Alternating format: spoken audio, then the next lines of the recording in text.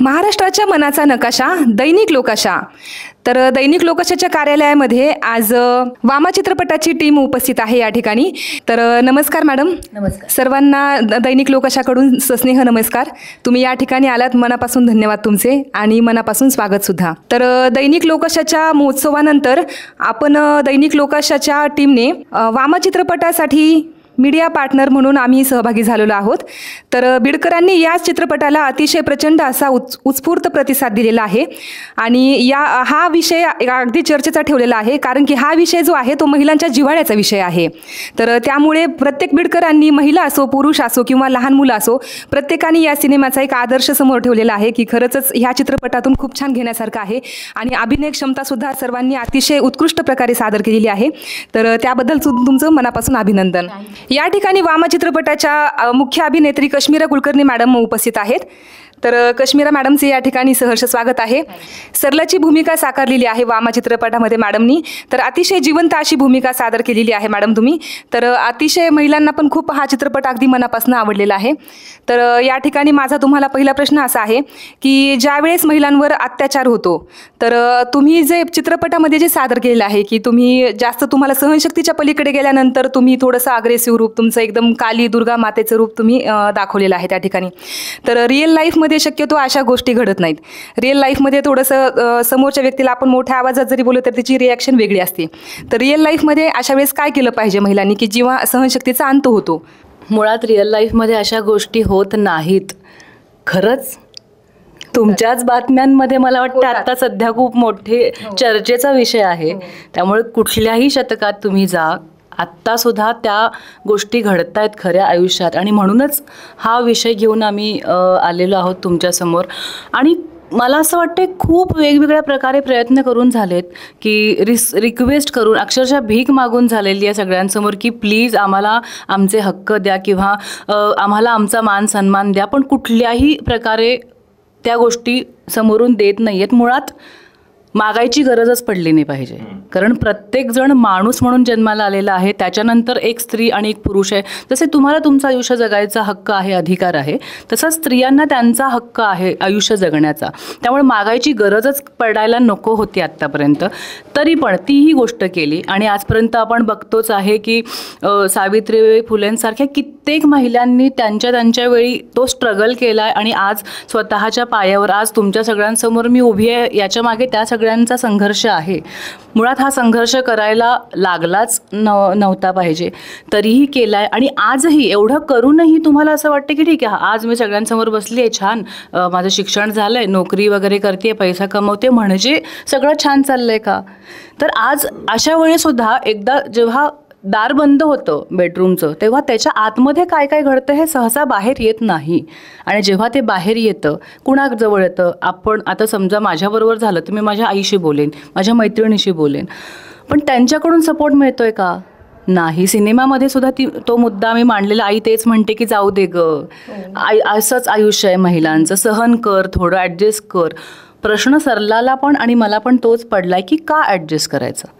तो आमचा अधिकार आहे जगण्याचा आणि आम्ही काही कोणाला त्रास देत नाही आहोत ना. की जर आम्ही 4 पैसे कमवले, मान सन्मानाने आनंदाने राहिलो, तर तुम्ही पैसे कमवून आणल्यावर जसं घराला घरपण आणि सगळं येते, तसं आम्ही केल्यावर सुद्धा तेच येणार आहे. त्याचा काही त्रास होणार नाही आहे. तर का, असा प्रश्न आहे. अरे वा, छान.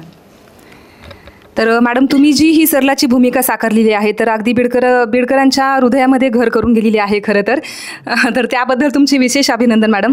तर तुमचा अभिनय क्षमता पण अतिशय दर्जेदार आहे.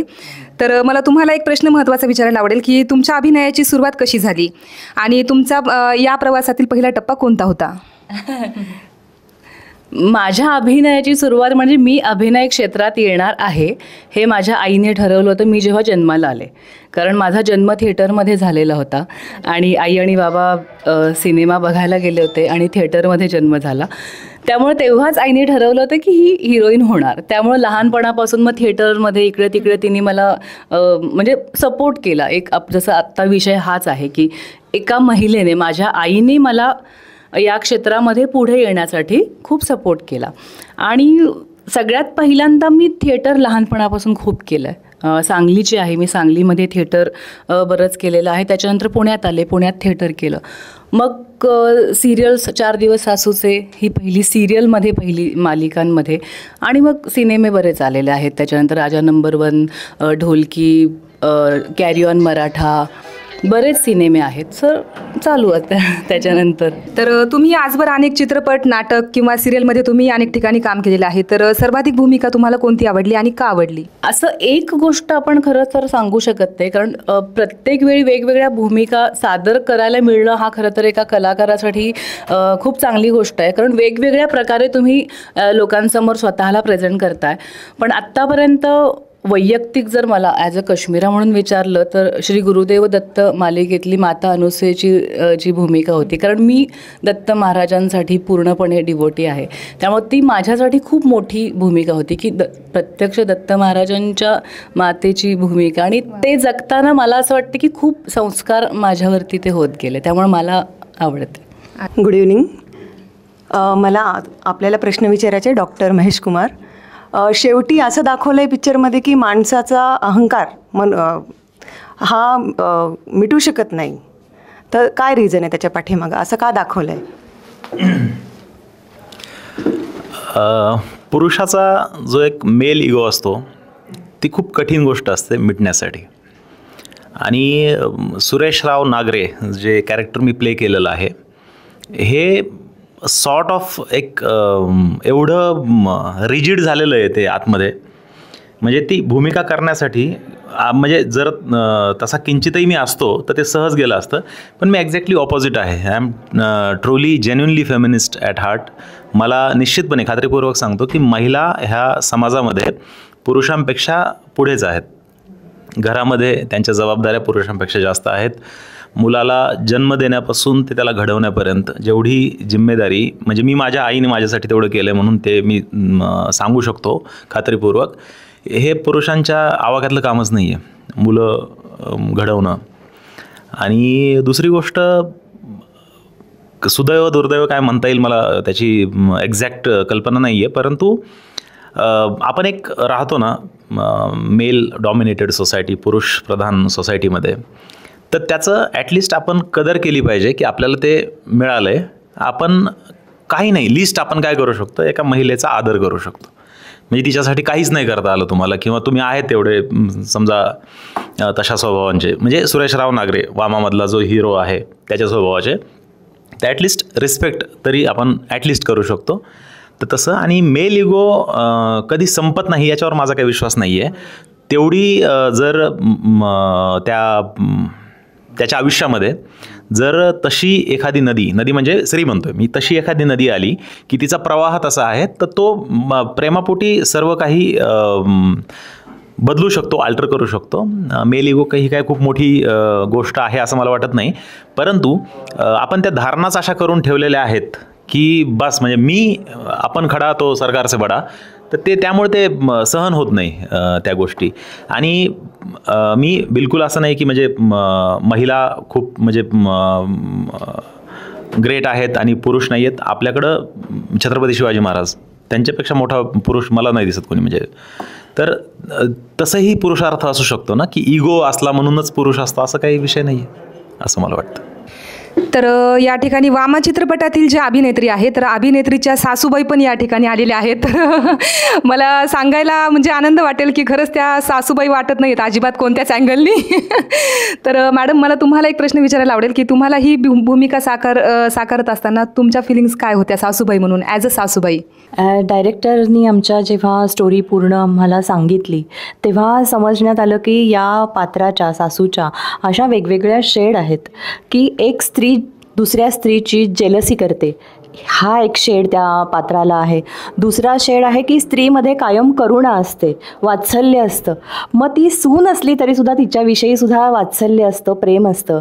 तर ह्या दोन्हीही शेड मला या भूमिकेच्या माध्यमातून निभावता आल्या आणि सक्षमपणे मला माझ्या पूर्ण टीमच्या सपोर्टमुळे या मला भूमिका निभावता आल्या. अरे वा, छान.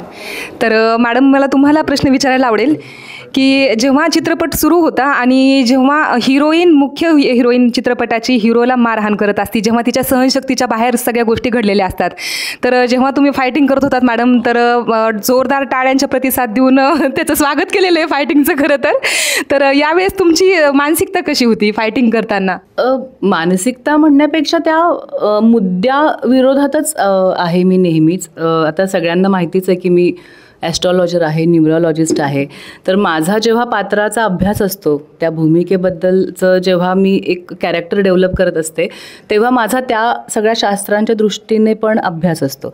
तर न्यूमरॉलॉजिकली सरलाचं जी टोटल येते ती 1 नंबर येते. दॅट इज की मोडेन पण वाकणार नाही अशी. त्यामुळे तिने तो एक डोक्यात विचार ठेवलेला आहे. आणि जी गोष्ट प्रत्येकाला नेहमी सांगत आलेलं आहे मी आणि सांगायचीच आहे पुढे की अजिबात तुम्ही म्हणतात ना की अन्याय सहन करणारा हा अन्याय करणाऱ्यापेक्षा जास्त दोषी असतो. त्यामुळं मग तिथे अन्याय सहन करण्याचा प्रश्नच येत नाही. तरी पण कुठेतरी एक परंपरेने चालत आली की जाऊ दे, आपलाच नवरा आहे हे, तर सुरुवातीला 1-2 वेळा ॲडजस्ट केलं, पण नंतर नाही, एक लिमिट नंतर मग अन्याय सहन केलाच नाही पाहिजे. आणि कुणीच करू नये. मी म्हणजे थेट तुम्हाला सांगते की अन्याय सहन करू नका, कारण आनंदाने जगणं हा आपला हक्क आहे, अधिकार आहे. ओके, ठीक आहे. तर या ठिकाणी चित्रपटातील जे मुख्य हिरो आहेत तर महेश कुमारजी यांना मला एक प्रश्न विचारायला आवडेल सर. तर ज्यावेळेस सहनशक्तीच्या पलीकडे हिरोईनची क्षमता संपलेली असते त्रास सहन करण्याची, आणि जेव्हा तुम्हाला मारहाण केली जाते समजा अभिनेत्रीकडनं, तर अशा वेळेस म्हणजे तुमची काय मानसिकता होती आणि तुम्ही काय संदेश द्याल की ज्या ठिकाणी असं छळ केला जातो, पतीकडून पत्नीचा खूप छळ केला जातो, मग ती स्त्री अडाणी असू किंवा मग शिकलेली असू, तर अनेक जणी आपल्या संसार टिकवण्यासाठी किंवा मुलाबाळासाठी शांत बसलेल्या असतात, तर अशा वेळेस तुम्ही काय समाजाला संदेश द्याल की जे पुरुष महिलांना त्रास देतात? नक्कीच, मगाशीच सांगितल्याप्रमाणे मी परत एकदा ते वाक्य रिपीट करेल की फॉर्च्युनेटली आपण एका पुरुषप्रधान संस्कृतीमध्ये आहोत. तर आपण ॲटलिस्ट महिलांना मारहाण करणं हे तर कुठल्याच थरामध्ये जस्टिफाईड मानलं जाऊ शकत नाही, नक्कीच मानलं जाऊ शकत नाही. तर आणि घरामध्ये छळ जो स्त्रियांचा होतो बऱ्यापैकी पहिल्यापेक्षा मला वाटतं हे आधीच्या पिढीमध्ये जे होतं त्यापेक्षा निश्चित कमी झालेलं आहे. परंतु आत्ता जस्ट आत्ता ताजं जर उदाहरण म्हणलं आपण, जे आता सध्या न्यूजमध्ये चालू आहे, तर मला असं वाटतं की जर त्या भगिनीने वामा चित्रपट मधली जी सरला आहे तसा जर काही दृष्टिकोन अंगीकारला असता तर ही घटना टळू शकली असते, एवढा मला नक्की विश्वास आहे. आणि ज्यावेळेस आम्ही ही फिल्म बनवत होतो, मला वाटतं 23 नोव्हेंबरला आम्ही शूटिंग सुरू केली होती उज्जैनमध्ये, तर त्यावेळेस आणि त्याच्या आधी जेव्हा स्क्रिप्ट माझ्या हातात आली, तर त्यावेळेस ही फिल्म करण्यामागे माझा स्वार्थ फक्त एवढाच होता की एक फॅक्ट लोकांसमोर जाते. तसं पाहायला गेलं तर फिमेल ओरिएंटेड फिल्म आहे. ॲक्च्युली पाहायला गेलं तर कश्मीरा हिरो आहे फिल्मची. मी म्हणजे आता ते आपण हिरो हिरोईन म्हणतो म्हणून ते हिरो हिरोईन आहे, पण फिल्मची हिरो ती आहे. तर जेव्हा फिल्मची स्क्रिप्ट माझ्याकडे आली होती तर त्यावेळेस जेव्हा मी ते वाचलं, लक्षात आलं, म्हणलं आपण फक्त आपलं योगदान महिलांसाठी, आपण जे स्वतःला फेमिनिस्ट मानतो, तर आपण एक चांगलं प्रोडक्टच्या माध्यमातून एक रिअल फॅक्ट लोकांसमोर मांडू शकतो. दुसरी गोष्ट हे झालं सिनेमाच्या चित्रीकरणाचं. सिनेमा जेव्हा निर्माण झाला, रिलीजवर होता, त्यावेळेस आमचे मित्र हा शब्द मी यासाठी म्हणतो कारण आमचे संबंध मैत्रीपूर्ण आहेत. सर माझ्यापेक्षा खूप सिनियर आहेत. तर आमची जेव्हा चर्चा झाली, मला वाटतं आमची एक मैत्री म्हणू का, मैत्रीच म्हणतो, 5 वर्षापूर्वीची आमची घनिष्ठ मैत्री आहे. आणि साहेबांसमोर जेव्हा विषय मांडला मी की आम्ही असा एक सिनेमा घेऊन येतो आहे, तर एक राजा मनाचा माणूस कसा असावा याचं साक्षात उदाहरण म्हणजे ते म्हणले, अरे मी त्यांना विचारलं की सर आपल्याला जर तुम्ही मीडिया पार्टनर म्हणून लाभलात या फिल्मला तर आमचं ते सौभाग्य राहील.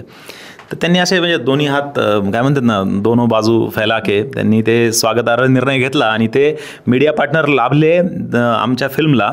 That was the smartest move I have ever made. तर त्यामुळं लोकाशा ग्रुप, विजयराज बंबसाहेब यांचे उपकार माझ्या डोक्यावर कायम राहतील. धन्यवाद. हां मॅडम, तुम्ही त्याच्यात दाखवलं आहे डिफेन्ससाठी, तर आत्ता तुम्हाला काय मेसेज द्यायचं आहे की आपण कसं जागरूक करू महिलांना डिफेन्स ऑपोजिट टू मेल्सला असं जे आपल्यावर अधिकार जतावतात या आपल्याला काही करतात अशा. मुळात जसा आपण मुद्दा विचारात घेतला तर घरी असो किंवा बाहेर असो आपल्यावरती खूप वेगवेगळ्या प्रकारचे अत्याचार, जर आपण आत्ता कलकत्त्याची केस बघितली तर रेप केसेस वाढलेल्या आहेत, तर तिथे सेल्फ डिफेन्स खूप महत्त्वाचं आहे. अशावेळी मला असं वैयक्तिक माझं मत आहे की त्यात मी त्याचं ट्रेनिंग घेतलेलं आहे म्हणून मी एवढ्या कॉन्फिडेंटली ही गोष्ट सांगू शकते की सगळ्यात पहिल्यांदा स्त्रियांनी मेंटली खूप स्ट्रॉंग होणं गरजेचं आहे. बऱ्याचदा कसं होतं की अशावेळी एक दोन माणसं, एखादा जरी माणूस समोर आला अंगावर की आपण खूप घाबरलेलं असतो की आता काय, म्हणजे आता काय होणार, की आता, कारण ती भीती कशामुळे आहे की आपल्यावरती शारीरिक जबरदस्ती झाल्यानंतर ती गोष्ट जोडली गेली आहे स्त्रियांच्या इज्जतीबरोबर. ठीक आहे, आता एखाद्याला कानाखाली मारली म्हणजे त्याची इज्जत गेली, एखादीवर रेप झाला म्हणजे तिची इज्जत गेली. मुळात तो एक गुन्हा आहे. ज्याने तो गुन्हा केला आहे त्याला शिक्षा झाली पाहिजे. त्यात तिची काय चूक आहे? तिची विचारसरणी ही चुकीची नाही आहे, तिचं वागणं चुकीचं नाही आहे, तरीही तिच्याबरोबर ती गोष्ट झाली, तरीही तिची इज्जत जाते आहे, त्या पुरुषाची इज्जत जात नाही आहे. हा मुद्दा किती मुळात मला इथेच खूप ऑब्जेक्शन आहे माझं. कारण मग त्याच्यावरून मग कपड्यांवरती येतात. आत्ताच्या मागच्या 1 महिन्याचे जर तुम्ही रेकॉर्ड काढले तर लहान बाळांपासून म्हाताऱ्या अगदी 70, 80, 90 वर्षाच्या बायकांवरती पण झालेत. त्यांच्यावर पण कपड्यांचे किंवा दारू पिऊन फिरत होते किंवा हे असे मुद्दे तुम्ही लावू शकणार आहात का? फक्त स्वतःची विकृती ती बरोबर आहे ही प्रूव्ह करण्यासाठी तुम्ही बायकांचं वागणं, त्यांचे कपडे किंवा हे तुम्ही चुकीचं ठरवूच शकत नाही. हा मुळात मुद्दा चुकीचा आहे. आणि ती जर गोष्ट बदलली गेली तर ती भीती बायकांच्या मनातून थोडीशी कमी होईल. ती कमी झाल्यावरती त्या स्ट्रॉंग होतील आणि त्यासमोर तिथे प्रतिकार करण्यासाठी तिथे उभ्या राहू शकतील. त्यामुळे सगळ्या मुलींना, बायकांना माझं हे म्हणणं आहे की तुमच्यासाठी तुम्हीच उभं राहायचं आहे. दुसरं कुणीतरी येऊन तुम्हाला मदत करेल किंवा कुणीतरी तुम्हाला त्याच्यातून बाहेर काढेल ह्याची वाट बघत बसण्याची वेळ निघून गेली आहे. कलियुग पुढे चाललं आहे. वाईट दिवस अजून इथून पुढे येत जाणार आहे. त्यामुळे तुम्ही स्वतःसाठी उभं राहणं खूप गरजेचं आहे आणि महत्त्वाचं आहे. हा म्हणजे स्पष्ट मुद्दा आहे माझा. मला पण एक संदेश या माध्यमातून सगळ्यांना द्यायचा आहे आणि तो म्हणजे असा की स्वावलंबनाचा संबंध डायरेक्ट अर्थार्जनाशी नेहमी लावला जातो, पण शारीरिक आणि मानसिक दृष्टीने सुद्धा स्त्रीने सक्षम असायला पाहिजे. आर्थिक, मानसिक आणि शारीरिक दृष्टीने स्त्री सक्षम झाली की ती सन्मानाने छान जगू शकते. तर या ठिकाणी दैनिक लोकशाचे संपादक आदरणीय श्री विजयराजजी बम सर आपल्याला या ठिकाणी एक संदेश देत आहेत. मी वामा सन्मानाची लढाई या चित्रपटाबद्दल काय सांगायचं, मी स्वतः काल तो पिक्चर बघितला. नाव वामा म्हणजे एक महिलाची सन्मानाची लढाई असं होतं, परंतु एक मराठी चित्रपट आहे. कसं आहे काय, फक्त एक मित्र आपला बीडचा भूमिपुत्र महेश वनवे करतोय म्हणून आम्ही त्यात म्हणजे भूमिका म्हणजे थोडंसं सपोर्ट देण्याच्या दृष्टीने मी लोकांच्या मीडिया पार्टनर झालो. परंतु ताई ज्यावेळेस मी काल पिक्चर बघितला की खरंच वाटलं की आपण ह्याच्यात जो भाग घेतला ते चांगलं उत्तम काम केलं. म्हणजे एकदम म्हणजे बघितलं मी, आमच्याकडं 25-30 लोक VIP लोक आले होते. 5 मिनिट बोलले, 5 मिनिट नाही असं काम आहे म्हणत होते. ते आखरीपर्यंत त्यांनी पिक्चर बघितला. आणि ज्यावेळेस महिला ज्यावेळेस पिक्चर बघून जात होत्या त्यांच्या ज्या बोलक्या प्रतिक्रिया होत्या त्या फार ऐकण्यासारख्या होत्या. म्हणजे मला असं वाटतं की हा पिक्चर तुमचा आज जो 400 चित्रपटगृहात चालतो आहे म्हणजे महाराष्ट्रात, तो निश्चित हाऊसफुल राहील. आमचा बीडचा तरी कमीत कमी 3 ते 4 महिने हाऊसफुल राहील एवढी मला गॅरंटी आहे. शुभेच्छा देतो. तुम्ही असंच जास्तीत जास्त चांगलं काम करा, अजून मराठी चित्रपट काढा आणि आमच्या भूमिपुत्राला असंच जवळ राहून द्या हे शुभेच्छा देतो. थांबतो. जय हिंद, जय महाराष्ट्र. नक्कीच आता साहेब बोलले त्याप्रमाणे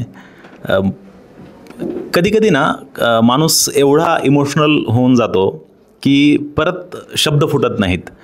माझ्या बीडकरांसाठी, माझ्या बंधू भगिनींसाठी, मातांसाठी एक वाक्य बोलायचं आहे की याची परतफेड मी कशी करू शकेल ह्याच द्वंद्वामध्ये मी सध्या आहे. कारण एवढं तुफान प्रेम म्हणजे पहिल्या दिवशी ज्यावेळेस आपण कार्यक्रम घेतला होता 100 लोक परत गेले, दुसऱ्या दिवशी परत आले आणि म्हणजे प्रत्येक सोशल मीडियावर म्हणा, न्यूजपेपरला म्हणा, चर्चा म्हणा, प्रत्येक आणि माझ्या माता भगिनींनी याच्यामध्ये सर्वात मोठं मोलाचं योगदान दिलेलं आहे. आणि मराठवाड्याची ही रीतच राहिलेली आहे नेहमी, की आजपर्यंतचा जो इतिहास सांगतो की मराठवाड्यामध्ये जे प्रेम आहे, कदाचित आपला भाग दुष्काळी असेल, पण जे आपलं हृदयात जे प्रेम आहे, जो ओलावा आहे, तो जगात कुठेच नाही. आणि नतमस्तक होतो मी समस्त मराठवाडा वासियांसमोर, समस्त बीडकरांसमोर, की धन्य झालो मी. म्हणजे जे प्रेम तुम्ही मला मागच्या आठवड्यापासून देताय, म्हणजे सगळ्यात आधी सर महाराष्ट्रातलं थिएटर ॲडव्हान्स बुकिंगमध्ये हाऊसफुल झालेलं बीडचं आहे. आणि त्यांना फक्त एक गोष्ट माहीत होती की बीडचा हिरो आहे. आणि याच्या पलीकडे म्हणजे अशी काही आपली डायरेक्ट प्रत्येकाची आणि माझी काही डायरेक्ट ओळख नव्हती किंवा हे नव्हतं. कदाचित मागच्या जन्मीचं काही पुण्यकर्म असेल किंवा कदाचित माझं पुढच्या जन्मात तुमच्यासाठी काही करणं लिहिलेलं असेल, म्हणून तुम्ही माझ्यावर एवढं प्रेम करताय. खरंच मी निशब्द आहे. माझ्याकडं म्हणजे शब्द फुटत नाहीत मला की काय बोलावं कोणत्या शब्दात. प्रचंड धन्यवाद, साष्टांग दंडवट नमस्कार समस्त बीडकरांना, मराठवाडा वासियांना, माझ्या मराठी बांधवांना. धन्यवाद. तर वामा चित्रपट पाहत असताना उत्सुकता वरचेवर वाढत होती. जसजसं पिक्चर पुढे पुढे जात होता तशी उत्सुकता महिलांची, प्रेक्षकांची वाढत होती. तर त्या ठिकाणी सर मला तुम्हाला एक प्रामुख्याने एक प्रश्न विचारायला आवडेल, आणि हा प्रश्न माझा स्वतःचा पण आहे आणि प्लस महिला प्रेक्षकांचा सुद्धा आहे. तर जेव्हा तुम्ही अभिनेत्रीला जेव्हा मारहाण करत असतात, तर जेव्हा तुम्ही मारहाण केली, तर तेव्हा तुम्ही जाऊन साड्याच्या दुकानामध्ये प्रत्येक वेळेस साडी आणलेली तुम्ही, तर ह्याचं काय नेमकं कारण आहे? आम्हाला शेवटपर्यंत नाही कळालं.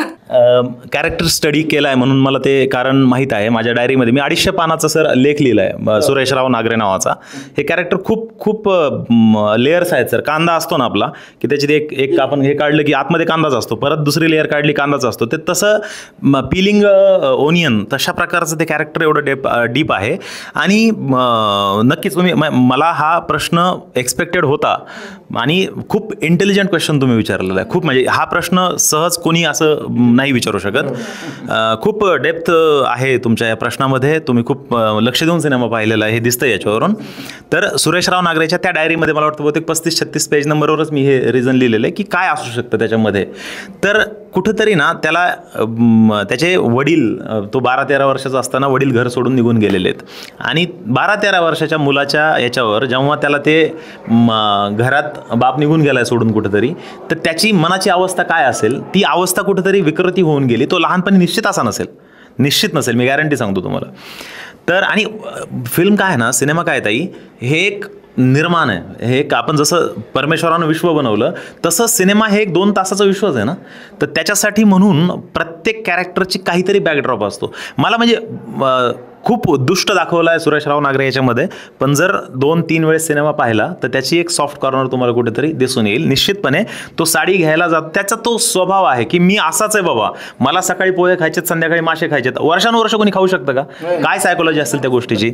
तर त्याच्यामध्ये त्याचं ते फॅमिलीबद्दल जे बायकोबद्दल जे प्रेम आहे, फॅमिलीबद्दलही नाही बोलत मी, परंतु बायकोबद्दल जे प्रेम आहे निश्चित प्रेम आहे. पहिला सीन बघा, जेव्हा तो तिला बघायला जातो तर त्यावेळेस त्याच्या डोळ्यामध्ये ते तुम्हाला दिसेल. आता दुसऱ्या वेळेस जेव्हा सिनेमा बघाल ना, त्या दृष्टीने बघा तुम्ही, तर त्याच्या डोळ्यामध्ये ते दिसेल. बऱ्याच वेळेस ना पुरुषांना व्यक्त होता येत नाही व्यक्त होत आहेत. आणि एखादी गोष्ट झाली तर तिला आपण म्हणजे सरळ करण्यासाठी, एखादी चूक झाली हिच्याकडून तर तिला शिस्त लावण्यासाठी म्हणून आपण काहीतरी बोलतो किंवा म्हणजे अशी काही पावलं उचलतो आणि त्याचा काय म्हणतात रिॲक्शन, रिपकेशन्स खूप विचित्र होतात.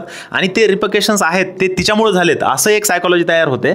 आणि त्यानंतर म्हणून मग तो अजून रिटॅलिएट करायला लागतो आणि मग त्याचा सुरेशराव नागरे होतो.